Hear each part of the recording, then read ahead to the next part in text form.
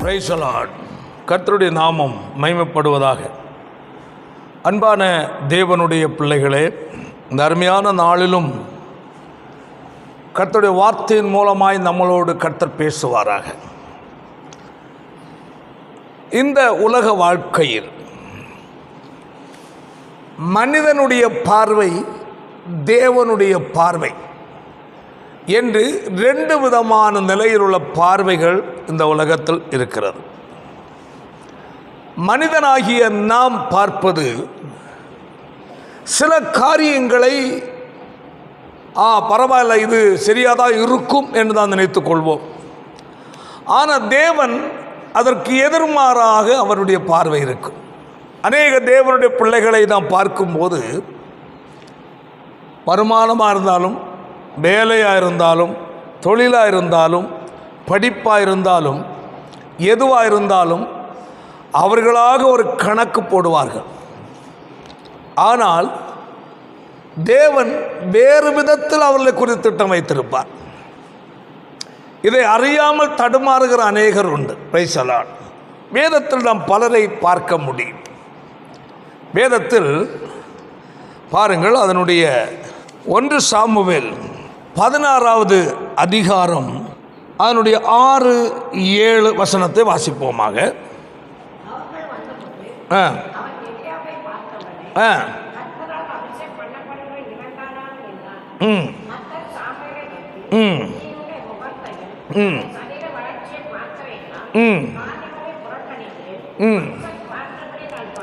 மனுஷன் பார்க்கிறபடி நான் பாரேன், மனுஷன் முகத்தை பார்க்கிறான், இருதயத்தை பார்க்கிறார் என்றார். ஹல்லேலூயா. அன்பான தேவனுடைய பிள்ளைகளே, இங்கு நாம் பார்க்கும்போது ரெண்டு விதமான பார்வையை தான் பார்க்க முடியும். Price the Lord. ஒன்று மனிதனுடைய பார்வை, இனி ஒன்று தேவனுடைய பார்வை.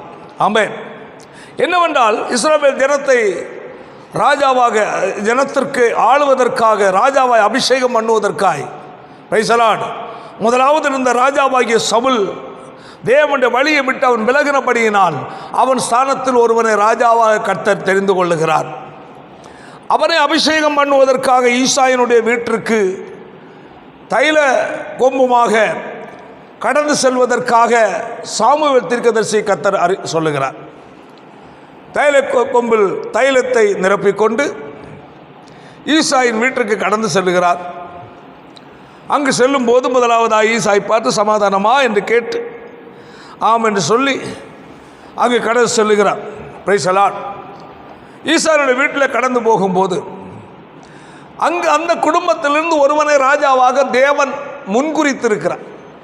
தேவனுடைய திட்டம். ஆமென். ஈசாய்க்கு 8 குமாரர்கள். Price the Lord. 8 பேரில் ஒருவனை ராஜாவாக கர்த்தர் முன்குறித்திருக்கிறார், திட்டம் பண்ணி வைத்திருக்கிறார்.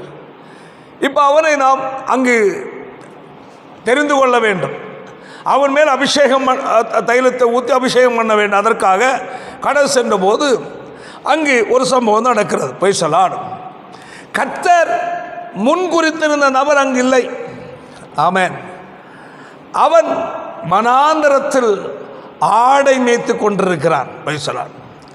ஆனால் மற்ற குமாரர்கள், சவுலுடைய பட்டாளத்தில் வீரர்களாக இருக்கிறவர்களும் மற்றும் நல்ல பலவான்களாக இருக்கிறவர்களும் அவனுடைய பிள்ளைகள் அங்கு வீட்டில் காணப்படுகிறார்கள். பாருங்கள், அப்பொழுதுதான் நான் நினைக்கிறேன் ஈசாய்க்கு ஒரு எண்ணம் இருந்திருக்கும், நல்ல வாட்ட சாட்டமான என்னுடைய பிள்ளைகளை தான் தேவன் தெரிந்து கொள்வார் என்று. ஏனென்றால் நல்ல அழகாக பர்சனாலிட்டியாக இருக்கிறவர்கள் மேல் பெற்றோருக்கு ஒரு தனி பாசம் இருக்கும். வெள்ளை கலராக இருந்து விட்டால் அது ஒரு பாசம் இருக்கும். Price the Lord. இன்னும் இப்படியெல்லாம் பல நிலை பட்சபாதம் வைத்து பார்க்கிற பெற்றோர் உண்டு. ஆனால் அந்த குடும்பத்தில் தாவீதை கண்டுகொள்ளவில்லை. Praise the lord. அவனுக்கு நிரந்தரமாகவே ஆடு மேய்க்கிற வேலை தான் பிக்ஸ் பண்ணிட்டாங்க. ஆனால் அந்த வீட்டில் பாருங்கள், அதை சொல்லப்பட்டிருக்கிறது ராஜாவாக அங்கு சொல்லப்பட்ட 5 வசனம் சொல்லுகிற அதற்கு அவன்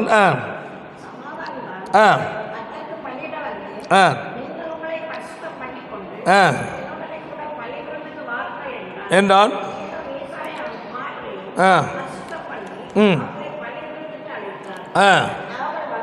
வந்தபோது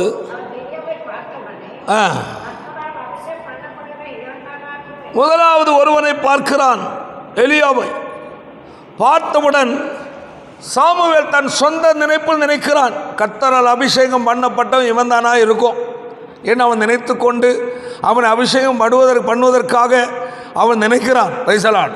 உடனே கர்த்தர் என்ன சொல்கிறார் தெரியுமா? கர்த்தர் சாமுவேலை நோக்கி, முகத்தையும் சரீர வளர்ச்சியையும் பார்க்க வேண்டாம், நான் இவனை புறக்கணித்தேன். அல்லேலூயா. மனிதன் பார்ப்பது சரீர வளர்ச்சி. ஆமென். தேவன் பார்ப்பது இருதய வளர்ச்சி. அதுதான் அதனுடைய விசேஷம். சரீர வளர்ச்சி வெளி தோற்றத்தில் ரொம்ப ஆகா ஓகன்னு இருக்கும். ஆனால் உள் தோற்றத்தில் பார்க்கும்போது வளர்ச்சியற்றதாக இருக்கும். தேவன் விரும்புகிற வளர்ச்சி இருக்காது. அநேகருடைய வாழ்க்கை இப்படி தான். அல்லேலூயா. வெளி தோற்றத்தை பார்த்து கணக்கிடுவார்கள். அல்லேலூயா. இன்று ஊழியர்கள் என்று எடுத்துக்கொண்டால் கூட நல்ல பந்தா காட்டிட்டு நல்ல கோட்டு சூட்டெல்லாம் போட்டு ரொம்ப கமையாக போகிறவங்களுக்கு ஒரு மதிப்பு, மற்றபடி ஒயிட் ட்ரெஸ்ஸோ ஜிப்பாவோ போட்டு போகிறவங்களுக்கு ஒரு மதிப்பு, இப்படி பார்க்கிறவர்கள் உண்டு. இன்று அது மலிந்து விட்டது. Price the Lord. அங்கிகள் மலிந்து விட்டது, கோட்டு சூட்டு மலிந்து விட்டது, இப்படி எல்லாம் இருக்கிறது. Price the Lord. வெளி தோற்றத்தை பார்த்து இன்று இந்த காலத்தில் கூட பந்தா காட்டுறவங்களுக்கும் பெரிய தன்னை ஒரு பெருசாக காட்டிக்கொள்கிறவர்கள் தான் இன்றைக்கும் ஒரு மதிப்பு. ஆனால் தேவன் அதை புறக்கணிக்கிறார். ஹல்லேலூயா. அன்பான கர்த்தருடைய பிள்ளைகளே, அன்பான உடன் ஊழியர்களே, தேவன் புறக்கணிக்கிற ஒரு நபராக நாம் காணப்படக்கூடாது. தேவனால் ஏற்றுக்கொள்ளுகிற நபராக நாம் காணப்பட வேண்டியது அவசியமாக இருக்கிறது. ஆமென். தேவன் புறக்கணிக்கிற நபர் மனிதர்கள் மத்தியிலே பெரிய தன்னை பெரிதாக காட்டிக்கொள்ளலாம், பெரிய பெயர் புகழ்ச்சி நான் என்ற ஒரு நிலையில் பந்தா காட்டலாம். ஆனால் பிரைஸ் தி லார்ட், தேவனால் நேசிக்கிற நபர்கள் ஒருவேளை மனிதனால் புறக்கணிக்கப்பட்ட நபராக இருக்கலாம். Price the Lord. யார் கர்த்தரால் தெரிந்து கொள்ளப்பட்ட நபர் என்பதை அடையாளம் கண்டுகொள்ள வேண்டிய மிக அவசியமாக இருக்கிறது. பாருங்கள், இங்கு நான் பார்க்கும்போது பிரைஸ் தி லார்ட், அவனுடைய 7 குமாரர் வந்து விட்டார்கள் முன்னதாக. Price the Lord. 7 குமாரரையும் கர்த்தர் புறக்கணித்தார். அதான் ஆச்சரியம். இவனா இருக்கும், இவனா இருக்கும், இவனா இருக்கும். ஏன்னா ஈசாய்க்கு ஒரு எண்ணம், 7 குமாரர், சரி முதல்ல அவனுக்கு பிடிச்சவனை அனுப்பிவிட்டான், அவன் இல்லை. அடுத்த பார்த்தா பரவாயில்ல, இந்த 7 பேரில் யாராவது ஒருவராக இருக்குன்னு சொல்லிட்டு அனுப்பிவிட்டான், யாருமே இல்லை. பாருங்க, அதில் அழகாக சொல்லப்பட்டிருக்கிறது, உன்னுடைய குமாரர்கள் இவ்வளவுதானா? 11ஆம் வசனம் வாசிப்போம். பாருங்க, அதனுடைய 10ஆம் வசனத்தினுடைய கடைசி பகுதியை பார்க்கும்போது கர்த்தர் இவர்களில் ஒருவனையும் தெரிந்து கொள்ளவில்லை என்றார். ஆமென். இந்த நாட்களில் தேசத்திற்கு தேவை கர்த்தரால் தெரிந்து கொள்ளப்பட்ட நபர்கள். ஒருவேளை அன்பான சகோதரனே, சகோதரியே, மனுஷர் உன்னை அற்பமாய் எண்ணலாம், உன்னை மனிதன் புறக்கணிக்கலாம். ஆனால் ஒன்று புரிந்து கொள்ள வேண்டும், உன்னை தேவன் தெரிந்து கொண்டிருக்கிறாரா, அதுவே மேலானது. ஆமென். ஹல்லேலூயா. ஞானிகளை வெட்கப்படுத்தும்படிக்கு கர்த்தர் இந்த உலகத்தில் பைத்தியமானவைகளை தெரிந்து கொள்ளுகிறார். ஆமென். பலவான்களை வெட்கப்படுத்தும்படிக்கு கர்த்தர் இந்த உலகத்தில் பலகீனரை தெரிந்து கொண்டுகிறார். நீ ஒருவேளை உன் பார்வைக்கு குறைவாய் தெரியலாம். ஐயோ, என்னை யார் ஏற்றுக்கொள்வோம், என்னை யார் மதிப்பார்? கலங்க வேண்டாம். ஹல்லேலூயா. உன்னை கர்த்தர் தெரிந்து கொண்டாரா? உன்னை கர்த்தர் அழைத்திருக்கிறாரா? உன்னை கர்த்தர் அங்கீகரித்திருக்கிறாரா? மனிதர் புறக்கணிக்கட்டும், ஆனால் உன்னோடு கர்த்தர் இருக்கிறார் என்பதை ஒரு நாள் அவர் நிரூபிப்பார். ஆமென். மனிதனுடைய பார்வை வெளித்தோற்றம். இந்த உலக பிரகாரமே வசதி வாய்ப்பு, நல்ல பர்சனாலிட்டி, ஒன்றில் அங்கி அல்லது கோட்டு சூட் போட்டு ரொம்ப கமையாக போகும்போது அவர்களுக்கு ஒரு மரியாதை தான். வணக்கம் ஃபாதர், வணக்கம், வணக்கம் ஐயா என்று போய் நிற்பாங்க. Price the Lord. ஆனால் சாதாரணமான ட்ரெஸ் உடுத்துட்டு அல்லது ஒரு வெள்ளை ட்ரெஸ் உடுத்துட்டு அல்லது ஜிப்பா பேண்ட் போட்டுட்டு ஜிப்பா வேஸ்ட்டு கட்டிட்டு போவாங்க. ஆனால் அவர்களை தான் தேவன் தெரிந்து கொண்டிருப்பார். காரணம் என்ன தெரியுமா? கர்த்தருக்காக அர்ப்பணிக்கப்பட்டவர்கள், மனிதனுடைய புகழ்ச்சியை தேடாதவர்கள், மனிதன் என்ன புகழ வேண்டும் என்றுள்ள ஒரு மனநிலை இல்லாதவர்கள், மனத்தாழ்மை. ஹல்லேலூயா. தேவன் ஒரு நபரை உயர்த்த வேண்டுமா, ஒரு நபரை தெரிந்து கொள்ள வேண்டுமா, நமக்கு ஒரு மனத்தாழ்மை தேவை. தாவீதினுடைய வாழ்க்கையில், ஐயோ என் சகோதரர்கள் எல்லாரும் நல்லா இருக்கிறாங்களே, நான் மட்டுமா வெயில் ஆடு மேய்க்கணும் என்று அவன் நினைக்கல. பிரைஸா, என் தகப்பன் கொடுத்த வேலை எதுவாக இருந்தாலும், வெயிலே இருந்தாலும் மழையில் இருந்தாலும் அதை நான் செய்வேன். ஆமென். அவனுக்கு ஒரு நம்பிக்கை உண்டு, எனக்கு ஒரு நாளை கர்த்தர் வைத்திருக்கிறார். ஹல்லேலூயா. தேவன் என்னை தெரிந்து கொண்ட நபரை நான் மாறினால் போதும், மனிதன் தெரிந்து கொள்ள வேண்டாம். பாருங்கள், அதில் வாசிக்கும்போது, உன் பிள்ளைகள் இவ்வளவுதானா என்று ஈசாயை கேட்டான். இளையவன் ஒருவன் இருக்கிறான், ஆடுகளை மேய்த்து கொண்டிருக்கிறான் என்றார். அப்பொழுது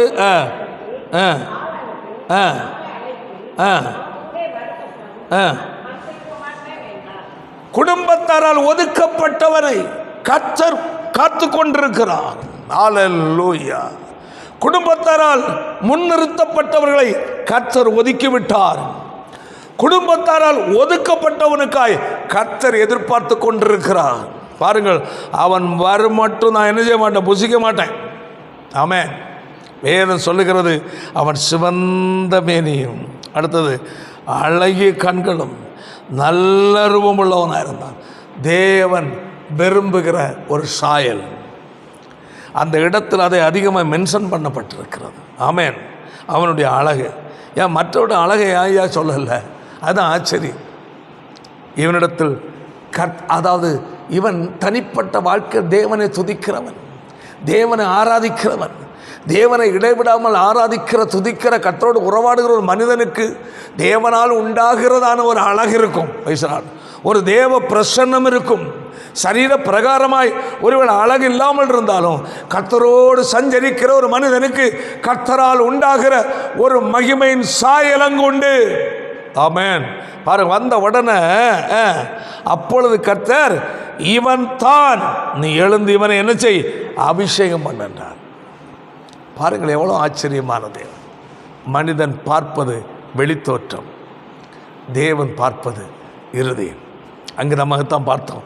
பேசலாம், கர்த்தர் சாமுவேலை நோக்கி, நீ இவர்களுடைய முகத்தையும் இவருடைய சரீர வளர்ச்சியையும் பார்க்க வேண்டாம், நான் இவர்களை புறக்கணித்தேன். மனுஷன் பார்க்கிறபடி நான் பாரேன், மனுஷன் முகத்தை கர்த்தரோ இருதயத்தை. அவனுடைய இருதயம் தேவனுடைய பார்வைக்கு செம்மையானதாக இருந்தது. அவனுடைய இருதயத்தின் அழகை முகத்தில் கர்த்தர் பார்க்கிறார். இருதயத்துக்கு கொடுக்கிற தெய்வீக அழகை முகத்தில் காட்சியாக வெளிப்படுகிறது. ஆமென். தேவனால் நேசிக்கப்பட்ட ஒரு மனுஷன். ஆமென்.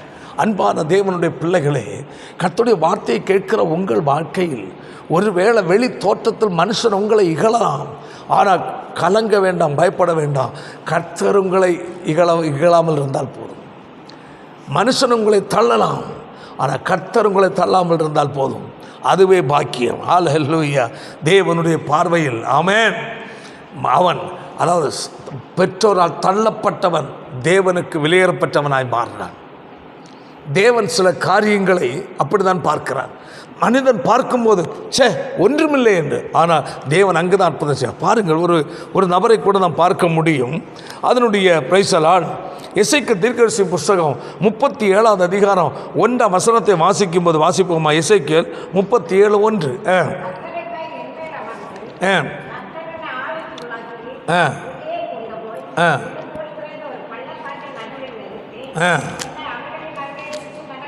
நடக்க பண்ண அங்கே என்னமா எலும்புகள் நிறைந்த பள்ளத்தாக்குன்னு சொல்லப்பட்டிருக்கிறது. ஹல்லேலூயா. பாரு, கர்த்தருடைய கையின் மேல் அமர்ந்து கர்த்தரை ஆவிக்குள்ளாக்கி வெளியே கொண்டு போய் எலும்புகள் நிறைந்த ஒரு பள்ளத்தாக்கு நடுவே கொண்டு விட்டிருக்கிறார். தேவனுடைய ஊழியக்காரன் எசேக்கியேல் தீர்க்கத பெரிய தீர்க்கதரிசி. கர்த்தர் இவரை கொண்டு எலும்பு நிறைந்த இடத்துல சுற்றி பார்த்தா எந்த மனுஷனையும் பார்க்க முடியவில்லை. அற்பமாய் தேவை, அதாவது மனிதர்கள் அங்கீகரிக்காத, மனிதர்கள் விரும்பாத ஒரு இடம். ஆமென். ஊழிய பாதையிலும் இதுதான். அநேகர் பட்டணத்தை தேடி போவார்கள், வசதியான இடத்தை தேடி போவார்கள். எங்கெல்லாம் நல்லா இருக்க முடியும், என்னுள்ள இடத்தை தேடி போவார்கள். அதல்ல, தேவன் காட்டுகிற இடம் ஒருவேளை பைசலால் முள்கள் நிறைந்த ஒரு இடமாக இருந்தாலும் கூட, எலும்பு கூடு போன்ற உயிரற்ற ஒன்றுமில்லாத ஒரு இடமாக இருந்தாலும் கூட, ஆமென், அங்கே அற்புதத்தை செய்ய தேவனுக்கு வல்லமை உண்டு. மனிதன் தேடுவது வனாந்தரம் அல்ல, பட்டணம். பைசா இங்கே பார்க்கும்போது கையின் மேல் அமர்ந்தது கர்த்தரனை ஆவிக்குள்ளாக்கி வெளியே கொண்டு போய் எலும்புகள் நிறைந்த ஒரு பள்ளத்தாக்கு நடுவில் நிறுத்தினார். சுற்றி பார்க்க அடுத்த வாசிப்போம். என்னை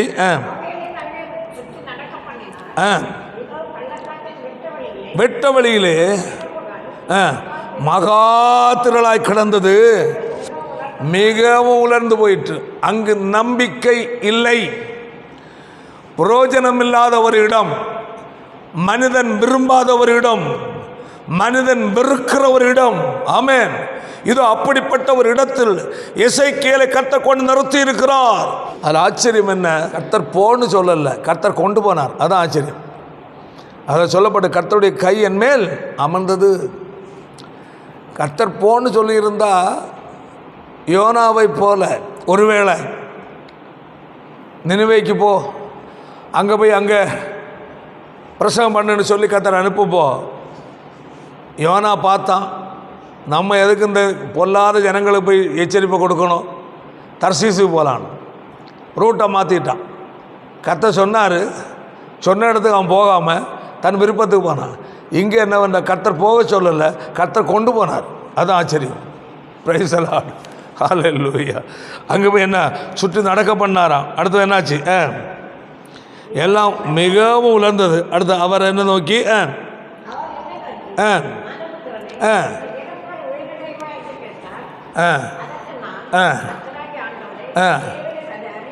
நம்பிக்கையே இல்லாத இடத்துல கொண்டு, எலும்புகள் நிறைந்த இடத்துல கொண்டு விட்டுட்டு எசேக்கியேல்ட்ட, மனுபுத்திரனே இதெல்லாம் உயிர் அடையுமான்னு கேட்குறாரு. அவன் சொல்கிறான், நீர் தான்ப்பா என்னை கொண்டு வந்துரு, என்னை கொண்டு வந்த உமக்கு தான் தெரியும். நீர் என்னை கொண்டு வந்தது ஒரு நோக்கமில்லா கொன்ற மாட்டுரு, காரணமில்லா கொன்ற மாட்டுரு, அது உமக்கே தெரியும் என்றார். அன்பார கர்த்தருடைய பிள்ளைகளே, இதில் ஒரு முக்கியமான ஒரு காரியத்தை நாம் புரிந்து கொள்ள வேண்டும். கர்த்தருடைய ஊழிய பாதை என்று சொல்லும்போது சொகுசை தேடி ஓடுகிற இடம் அல்ல. ஆமென். நாம் விரும்புகிற இடம் அல்ல, தேவன் விரும்புகிற இடம். ஆமென். அநேகர் சுற்றி சுற்றி வருவாங்க. எங்கெல்லாம் கிறிஸ்தவங்க இருக்கிறாங்களோ அங்கே போய் ஒரு டென்ட் போடுவாங்க. இது அநேகருடைய வேலை. அநேக இடங்கள் பார்த்துருக்கிறேன். வேதத்தை எடுத்துக்கொண்டு, பையை எடுத்துக்கொண்டு வாரத்தில் ஒரு சில நாட்கள் அப்படியே சுற்றி வருவார்கள். எங்கெல்லாம் கிறிஸ்தவர்கள் இருக்கிறார்களோ அவர்கள் வீடுகள் போய், உங்கள் வீட்டில் நான் ஜெபிக்க வந்தேன், கர்த்தர் என்னை சொன்னார், நான் நேற்றை ஜெபம் பண்ணிட்டு இருக்கும்போ கர்த்தர் உங்களை காட்டினார், உங்கள் வீட்டில் வந்து ஜெபம் பண்ண சொன்னார், நீங்கள் சில பிரச்சனைக்குள்ளே இருக்கிற கர்த்தர் எங்களுக்கு காட்டினாருன்னு. பிரச்சனை இல்லாத நபர் யாராவது உண்டா? எல்லாருக்கும் பிரச்சனை உண்டு. ஆனால் அங்கே போய் சொன்ன உடனே, ஐயோ அப்படியா, ஐயோ எங்கள் பாஸ்டர் வந்து ரொம்ப நாளாச்சு, வாங்க பாஸ்டர் எங்கள் வீட்டில் ஜெபம் பண்ணுங்க. ஜெபம் பண்ணிவிட்டு எல்லாம் டீ எல்லாம் போட்டு கொடுத்து காணிக்கெல்லாம் கொடுத்தோடனே கொடுத்துட்டு, பாஸ்டர் இனி அப்பப்போ இங்கே வாங்க என்ன என்று சொல்லுவாங்க. இவருக்கு ஒரு வழி கிடைத்து விட்டது. இப்படி வேறு சபைகளுக்கு செல்லுகிறவர்களை சென்று பார்த்து, அங்கு சென்று ஜெபித்து காணிக்கைகளை வாங்கி அவர்களை தங்கள் கைவசப்படுத்தி வைத்து கொண்டு திடீரென்று அவர்களை வைத்து அங்கே ஒரு மீட்டிங் ஆரம்பிப்பாங்க. இப்படிப்பட்டதான திருடர்கள் ஏராளம் பேர் இந்த நாட்கள் சுற்றி கொண்டிருக்கிறார்கள். இவருடைய வேலை என்னவென்ன, இவர்கள் தேவன் பயர். Price the Lord. இவருடைய ஒரே ஒரு நோக்கம் என்னவென்றால் பணம் சம்பாதிக்க வேண்டும். இப்படி போகிற அநேகர் உண்டு. ஹல்லேலூயா. அன்பான கர்த்தருடைய பிள்ளைகளே, இப்படிப்பட்டவர்களை குறித்து எச்சரிக்கையாயிருங்கள். கடைசி நாட்கள் இப்படிப்பட்ட பொல்லாத ஊழியர்கள் எழும்புவார்கள் என்று கர்த்தருடைய வேதம் சொல்லுகிறது. இவர்களிடத்தில் இயேசுவை அறியாத இடத்தில் போய் சுவிசேஷம் சொல்லுங்க, அங்கே போய் ஜெபிங்க என்று சொன்னால் போக மாட்டாங்க. Price the Lord. ஆனால் இங்கு தான் பார்க்கும்போது எசேக்கியேலை கர்த்தர் எலும்புகள் நிறைந்த பள்ளத்தாக்கில் கொண்டு விட்டார். கர்த்தர் என்னை எங்கே கொண்டு விட்டாலும் சரி, நான் அங்கு போவேன். அங்கே சுற்றி நடக்க சொன்னாரா, நான் அங்கே நடப்பேன். Praise the lord. ஆமென். என்னை தேவன் கொண்டு வந்ததற்கு ஒரு நோக்கம் உண்டு என்பதை எசேக்கியேல் அறிந்தான். தேவனுடைய பிள்ளைகளே, நம்மை ஒரு இடத்திற்கு கர்த்தர் கொண்டு போகிறார் என்றால் அதற்கு ஒரு நோக்கம் உண்டு என்பதை மறந்து விடக்கூடாது. வேதம் தான் சொல்லுகிறது. பாருங்கள், தொடர்ந்து கீழே வாசிப்போம். அப்பொழுது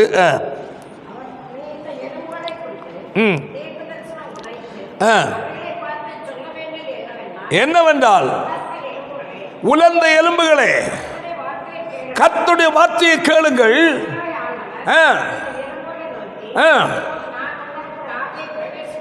பண்ணுவேன், உயிரடைவீர்கள், சேர்த்து உண்டாக்கி மூடி கட்டளையிடுவேன், உயிரடைவீர்கள், நான் கர்த்தர் என்று அறிந்து கொள்ள என்று உரைக்கிறார் என்று சொல்லுகிறார். அல்லேலூயா. கர்த்தர் அங்கு எலும்பு காய்ந்து போன எலும்புகள் மத்தியில் கர்த்தருடைய வார்த்தையை அறிவிக்கும்படியாக எசேக்கியேல் கர்த்தர் சொல்லுகிறார். ஆமென். எசேக்கியா கர்த்தர் சொன்னது மாதிரியே செய்தான். எதை பார்த்து பேசுகிறா? அப்படி உலர்ந்து போன எலும்புகளை பார்த்து.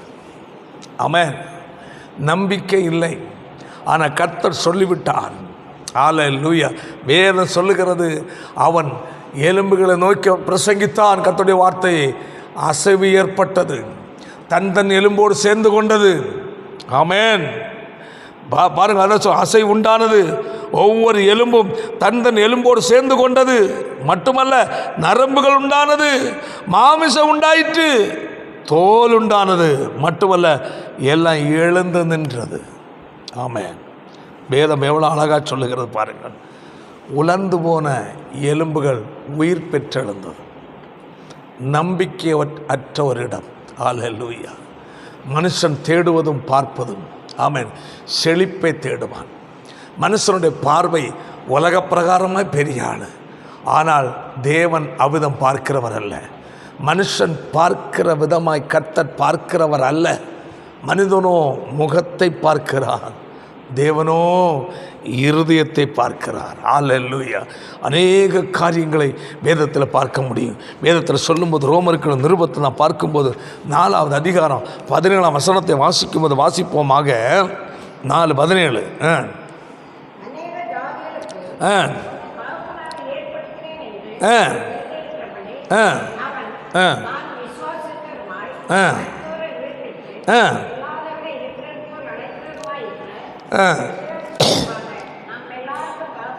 இல்லாதவைகளை இருக்கிறவைகளை போல் அழைக்கிற தேவன்.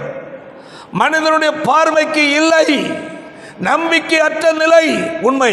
ஆனால் கர்த்தர் அங்கு அற்புதம் செய்கிற தேவனா இருக்கிறார். ரட்சிக்கப்பட்ட தேவனுடைய பிள்ளைகளே, உங்களுடைய தொழில்பரமான காரியமாக இருக்கலாம், குடும்பத்துள்ள காரியமாக இருக்கலாம், இல்லை ஒன்றுமில்லை என்று நீங்கள் நினைக்கலாம். ஆனால் தேவன் அந்த இடத்துல ஒன்றை உண்டு பண்ண கர்த்தர் கட்டளை கொடுப்பார். ஒருவேளை உங்களை ஒரு குறிப்பிட்ட இடத்தை கடந்து செல்ல விரும்பலாம், கர்த்தர் அனுப்பலாம்.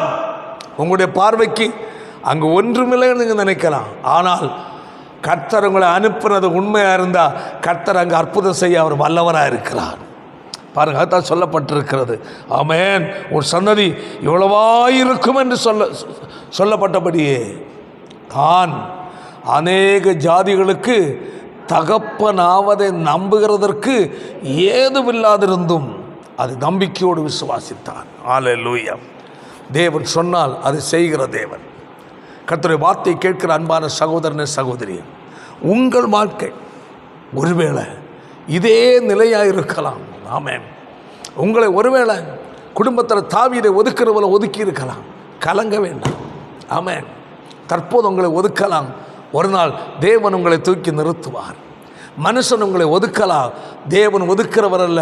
மனிதனால் ஒதுக்கப்பட்டதை தேவன் தூக்கி நிறுத்துகிற தேவன். ஆமென். எசேக்கியா தீர்க்கதரிசியின் வாழ்க்கையில் அவன் பார்வைக்கு எலும்புகள் நிறைந்த ஒரு பள்ளத்தாக்கு, காய்ந்து போன எலும்புகள். ஆனால் தேவன் அனுப்பினார். தேவனுடைய வார்த்தையின்படி கீழ்ப்படிந்து அவர் என்ன சொன்னாரோ சொன்னார். கடைசியில் திரள் கூட்ட ஜனமாய் கர்த்தர் மாற்றினார். ஆமென். அதே ஆண்டவர் அல்லேலூயா ஆபிரகாமுடைய வாழ்க்கையில் அற்புதம் செய்தார். ஆமென். இவ்வளவாய் உன் சன்னதி இவ்வளவாய் இருக்கும் என்று சொல்லப்பட்டபடியே தான் அநேக ஜாதிகளுக்கு தகப்பனாவதை நம்புகிறதற்கு ஏதுவில்லாதிருந்தும் நம்பிக்கையோடு விசுவாசித்தான். அவனுடைய விசுவாசம் அவன் வாழ்க்கையில் நன்மையை கொண்டு வந்தது.